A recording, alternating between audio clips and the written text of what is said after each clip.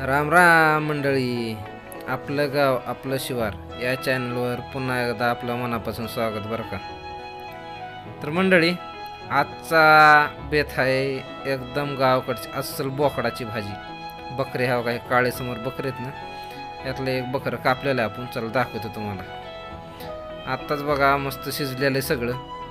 तर गावाकडचा कार्यक्रम आहे त्यामुळे तिखट तर चांगलंच लागते, एकदम तेज, एकदम कडक भाजी असते गावाकडची. आता हे दोन ह्याच्यामध्ये टोपल्यामध्ये तुम्हाला मटण दिसत असेल. बकेटामध्ये रस्सा आहे, त्याला फिकं पाणी म्हणतात किंवा आपल्याकडं आळण्याचं पाणी म्हणतात काही ठिकाणी कोल्हापूरकडं.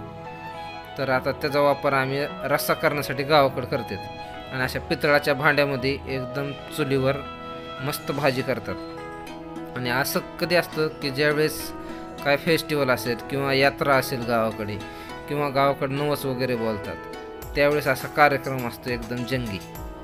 आणि आता बघा, आता हे आमचे मामाच आहेत, घरचेच आचार्य आहेत स्वयंपाक बनवायला.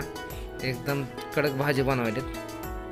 तर मित्रांनो, एकदम ह्या टायमाची भाजी म्हणजे अशी असते ना, पूर्ण जे बकरं असतं ते एकत्र आल्यामुळे एकदम छान टेस्ट येते त्याला.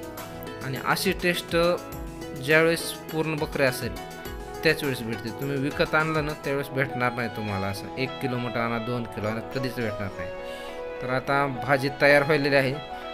तर हा नजारा एकदा बघून घ्या. थोडा शेतामध्ये आलतो, तर चला आता तुम्हाला दाखवतो डिश कशी आहे. तर हे अशा प्रकारे भाजी तयार झालेली बघा. मस्त तरी वगैरे, कांदा आहे सोबत आणि मटण आहे. चला तर ताव मारूया. यावेळेसची भाजी तर नंबर 1 झालतीच बरं का. आता पुढच्या वेळेस ही जी समोर गावरान कोंबड्या दिसतात ना, ह्या कोंबड्याची भाजी बनवणार आहे. आणि ती पण अस्सल गावरान पद्धतीने बरं का.